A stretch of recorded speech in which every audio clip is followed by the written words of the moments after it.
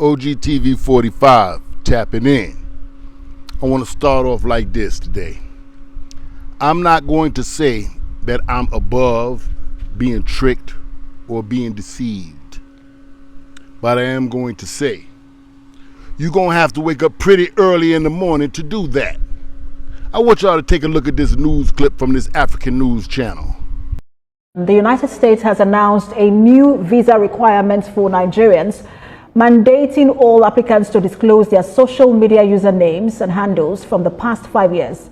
In a statement posted on X, the U.S. Embassy in Nigeria warned that omitting social media details could result in visa denial and ineligibility for future applications. The Trump administration has defended the measures as necessary for national security, with applicants from some countries now also required to pay bonds of up to $15,000 when applying for U.S. tourist or business visas. If you need a U.S. visa and you want to come to the United States, you must show a detailed social media history so that they can profile you. I guess that is another way to profile people, target people, and keep people whose opinions the American government might not like. And it's a huge irony given that the American society is a champion of free speech via the First Amendment.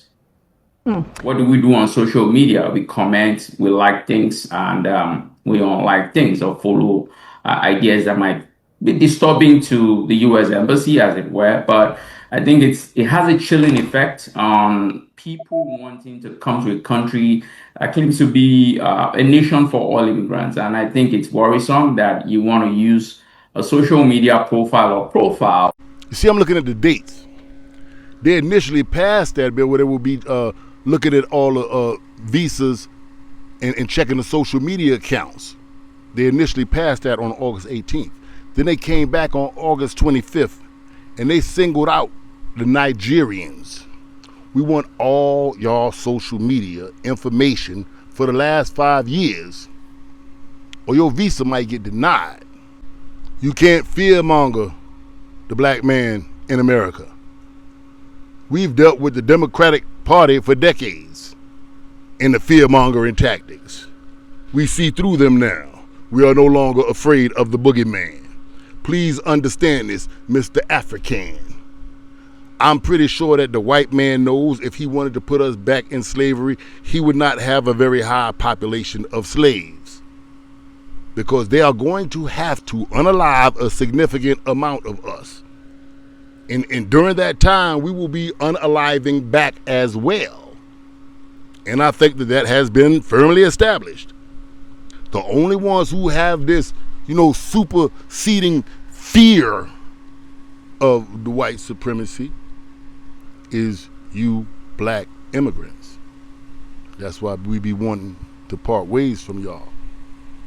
Y'all do not have the warrior spirit that we have when it comes to our oppressors. No, you are very subservient. Your biggest accomplishment is your education. That means you praise graduation. And graduation means to gradually indoctrinate. You praise being gradually indoctrinated by your oppressors. That equals success to you. Oh, the white man is going to put you in prison. He's going to put you in prison. We standing on what's right. And we fighting for justice. We don't fear no jail. Trump ain't coming straight out saying, I'm doing this to help black Americans or I'm doing that to help black Americans. But if you could see and you could read and you can count, the math is showing that a lot of these moves that he's making are very beneficial to black Americans. Trust me, I know it's easy to hate Donald Trump, but you gotta call a spade, man. African Americans built this nation. We built this nation. You're just starting to get real credit for that. Okay, I don't know if you know that. You're just starting to you built the nation. We all built it, but you were such a massive part of it. Bigger than you were given credit for. Does that make sense? Right? If you think that this whole diaspora war thing has nothing to do with Trump wanting them social media accounts checked for far back as 5 years, you're tripping. This has everything to do with that. Yeah. What this basically means is, I don't even know if they realize it, but y'all lost the diaspora war, Africa. Y'all lost. The war is over. Y'all can't talk crazy and still come here anymore. Yeah, y'all gonna have to talk real private. Talk crazy in the privacy of your homes. You want to talk bad about a black American, take your monkey ass in a bathroom. Yeah. You and your brother get in the tub and pull a shower curtain back and then talk about us like that. Because if y'all get caught talking about us out in the open like that, nigga, that's anti-American.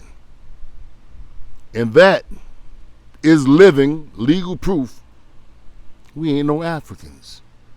Because y'all could talk about an African all day long. They ain't gonna see you nowhere. They'll give you a visa and let you come in. But if you're talking crazy about American, your monkey ass got to get back on the boat and go across the water. You can't come in. You talking crazy about us. So that proves we ain't no goddamn Africans. I guess the only reason we'll be making these videos at this point is to educate the foundational black Americans who don't know what foundational black Americans is. I was talking to my cousin the other day, and this nigga talking about federational black. Bro, it ain't federational, it ain't federal, it's foundational. So we still got some educating to do. So we only making these videos for the purpose of educating our fellow black Americans who don't understand delineation and don't know why and haven't heard the comments. That's the only reason we're doing it. But the diaspora war is over. It's over. They lost.